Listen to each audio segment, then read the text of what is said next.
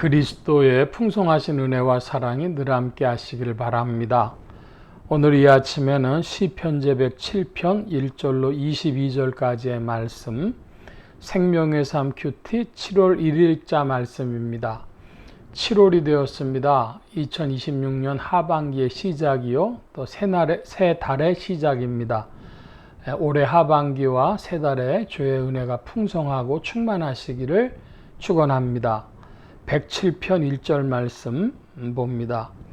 여호와께 감사하라. 그는 선하시며 그 인자하심이 영원하미로다. 여호와의 속량을 받은 자들은 이같이 말할지어다. 여호와께서 대적의 손에서 그들을 속량하사 동서남북 각 지방에서부터 모으셨도다. 자, 여기 속량이라고 하는 단어가 2절에 2번 나옵니다. 우리 생명의 삶 큐티의 메모에 보면은 속량은 값을 치르고 노예나 죄인을 풀어주는 것을 의미한다 그랬습니다. 그 옛날에는 노예들이 노예시장에 값이 붙여 나오죠. 그런데 그 사람을 사서 이제 자유를 주기 위해서 친척이라든지 뭐 이런 사람들이 주로 값을 치르고 구해줍니다. 어떤 이들은 그런 관계가 아니라도 불쌍해 보이면 값을 치르고 풀어주는 것이죠. 그런데 하나님께서는 여호와의 속량을 받은 자들은, 그래서 하나님께서는 그렇게 사람들을 풀어주시는, 우리에게 다른 말로는 해방자 또는 구원자, 그렇게 되시는 것이죠. 속량이다. 대적의 손에서 속량하셨다 합니다. 4절 그들이 광야 사막길에서 방황하며 거주할 성읍을 찾지 못하고 줄이고 목이 말라 그들의 영혼이 그들 안에서 피곤하였도다. 이에 그들이 근심 중에 여호와께 부르짖음에 그들의 고통에서 건지시고 또 바른 길로 인도하사 거주할 성읍에 이르게 하셨도다. 3절에 보면 동서남북 각 지방에서 모았다 그럽니다. 그리고 7절에는 거주할 성읍에 이르게 하셨다 그럽니다.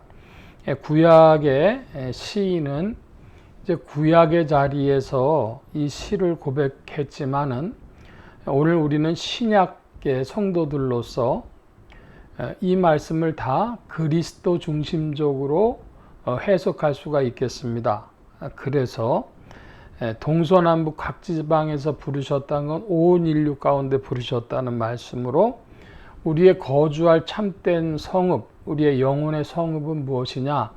예수 그리스도 자신이 우리의 거주할 성읍이 되신 줄로 믿습니다. 계속해서 말씀 봅니다. 여호와의 인자하심과 인생에게 행하신 기적으로 말미암아 그를 찬송할지어다. 그가 사모하는 영혼에게 만족을 주시며 줄인 영혼에게 좋은 것으로 채워주심이로다. 사람이 흑암과 사망의 그늘에 앉으며 공고와 쇠사슬의 매임은 하나님의 말씀을 거역하며 지존자의 뜻을 멸시함이라. 그러므로 그가 고통을 주어 그들의 마음을 겸손하게 하였으니 그들이 엎드려져도 돕는 자가 없었도다. 12절 말씀에 보면 그러므로 그가 그랬습니다. 여기에 그는 하나님이십니다. 하나님께서 인생들에게 고통을 주신 이유는 하나님의 말씀을 거역하고 하나님의 뜻을 멸시했기 때문이다 그럽니다. 그렇게 함으로 인생들은 어디에 앉게 됐느냐? 흑암과 사망의 그늘에 앉고 공고와 쇠사슬에 매었다. 인생에 그 이제 자유를 얻지 못한, 영혼의 참된 자유를 얻지 못한 그 상황을 표현하고 있는 것입니다. 13절입니다. 이에 그들이 그 환난 중에 여호와께 부르짖음에 그들의 고통에서 구원하시되 흑암과 사망의 그늘에서 인도하여 내시고 그들의 얽매인 줄을 끊으셨도다. 여호와의 인자하심과 인생에게 행하신 기적으로 말미암아 그를 찬송할지어다. 그가 논문을 깨뜨리시며 최빗장을 꺾으셨음이로다. 미련한 자들은 그들의 죄악의 길을 따르고 그들의 악을 범하기 때문에 고난을 받아 그들은 그들의 모든 음식물을 싫어하게 되어 사망의 문에 이르렀도다.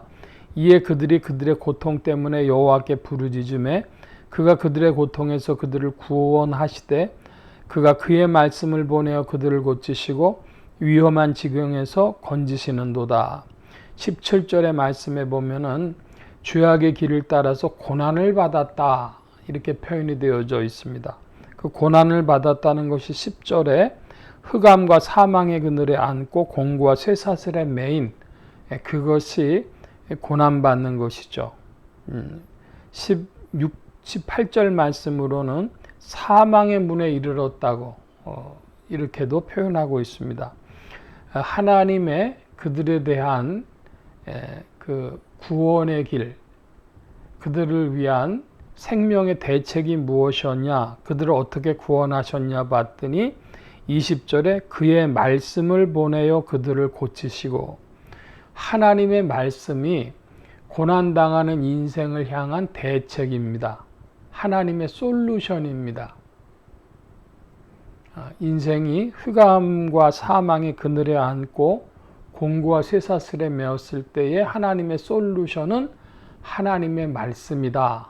그렇다면 우리가 하나님의 말씀을 뜨겁게 상고하고 사모해야 될 것입니다. 21절입니다. 여호와의 인자하심과 인생에게 행하신 기적으로 말미암아 그를 찬송할지로다. 감사제를 드리며 노래하여 그가 행하신 일을 선포할지어다. 하나님께서 인생들에게 무엇을 행하셨냐 그랬더니 인생에게 행하신 기적이다 그랬습니다. 우리가 기적이라고 하는 것은 자연과학적인 논리를 넘어서는 흔한 인생의 경험이나 역사나 상식을 넘어서는 그런 것이죠.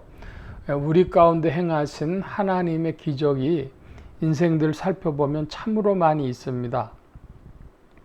이영표라고 하는 축구 선수가 예수를 믿게 된 간증을 들었습니다.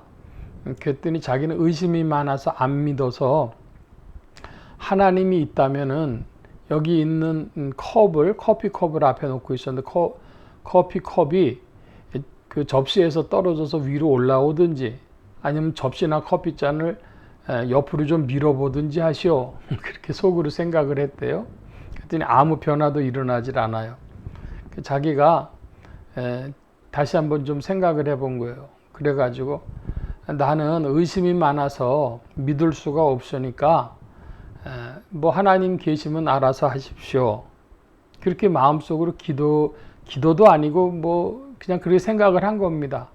그랬더니 이상하게 마음에서 의심이 이렇게 거쳐지는 걸 자기가 느낀 거예요. 그분이 자신의 간증으로 이야기를 하는 겁니다. 다른 사람들은 그렇게 듣죠. 자기 자신에게도 기적이었는데 그 간증을 듣고 계신 분들도 고개를 끄덕이면서 그렇다 이렇게 하는 반응을 보이시더라고요. 기적이죠.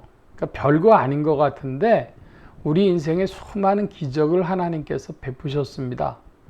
남들이 들으면 저게 뭔가 할 만한, 예를 들어 한 걸음 떨어져서 조금 신앙을 갖고 있지 않은 분들이 이영표 그 선수의 간증 들으면 그거 자기 착각 아니야? 이렇게 얘기할 수 있는 것이죠. 그런데 우리는 수많은 그러한 개인에게 찾아온 기적과 같은 일들로 주님을 믿고 따릅니다. 오늘도 주께서 일하시는 줄 믿습니다. 여러분의 삶 속에 하나님이 인생에게 행하신 그 기적 가운데 우리가 있는 줄로 믿고 주님을 찬양하며 나아갈 때 우리가 구할 것은 기적이 아니라 하나님의 말씀입니다. 이것이 고난당하는 인생을 위한 솔루션인 줄로 믿고 하나님의 말씀에 창념하는 여러분들 되시길 축원합니다. 기도합니다. 만복의 근원 되신 주님 함께하여 주셔서 하나님의 말씀에 창념하는 인생들 되게 하여 주옵소서. 2026년 하반기가 시작되었습니다. 7월이 시작되었습니다. 올 하반기 또 7월에 주님 안에 복되고 좋은 일들로 채우시고 우리의 믿음을 더하시고 은혜 가운데 전진하도록 주여 믿음 더하여 주옵소서. 감사하며 의지하올 때 예수 그리스도의 이름으로 기도하옵나이다. 아멘.